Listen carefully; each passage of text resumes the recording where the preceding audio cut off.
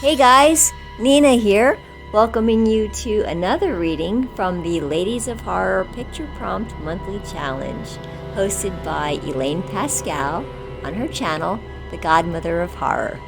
If you'd like to read along or read previously published pieces, please visit spreadingthewritersword.com or ladiesofhorror.com.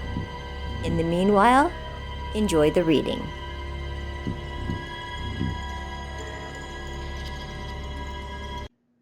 What Did You Do by Melissa R. Mendelson. The blood would not come out from underneath his fingernails. Little red flakes decorated his pants. Dirty, harsh nails scraped again, this time drawing his blood. Damn it, he said as droplets splattered across the cement floor. I feel like I'm reliving Shakespeare. He stuck his finger into his mouth, but then spat on the floor a moment later. The candlelight nearby shined over his withered face, aged with time, loss, pain, and anger. His eyes withdrew inside, keeping the shutters half open. His lips were bitten and gnawed, and his hair, the one thing that he was once so proud of, was nothing now but scarecrow straw sticking out of his head. Not my fault, he muttered. I do as I'm asked. This way, I survive, even if they don't. He still saw their shadows behind him, clinging to the walls with their chains hanging low. He did not participate in their torture, in their indignity, but he heard their screams. It once bothered him, but now it fell on deaf ears.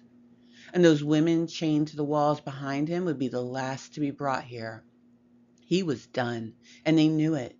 He figured it would end with a bullet or knife to the throat. Instead, they just locked him inside with their bodies.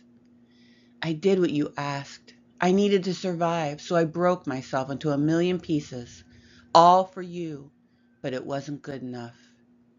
He wrapped his scarred, bruised arms around his chest. Winter was coming, and it would be very cold in here. There was no blanket to provide any kind of warmth. There was just the candlelight, but he refused to look at the light. All they wanted was to speak their truth, but I am just one of many that devour the lies. He tried to lift himself up from the wooden chair, but his body creaked louder than the wood beneath him. I should have done different, he said. I should have listened. He returned to picking at his nails, but their blood had not only succeeded in getting under his skin, but mixed into his blood.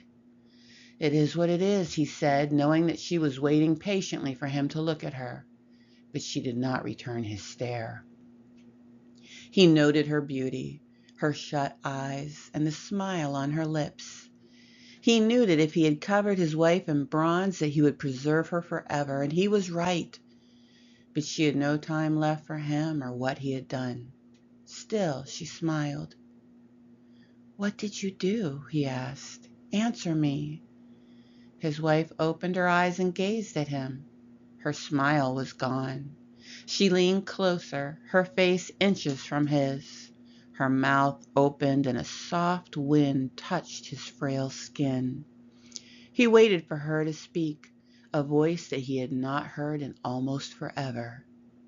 His wife blew the candle out.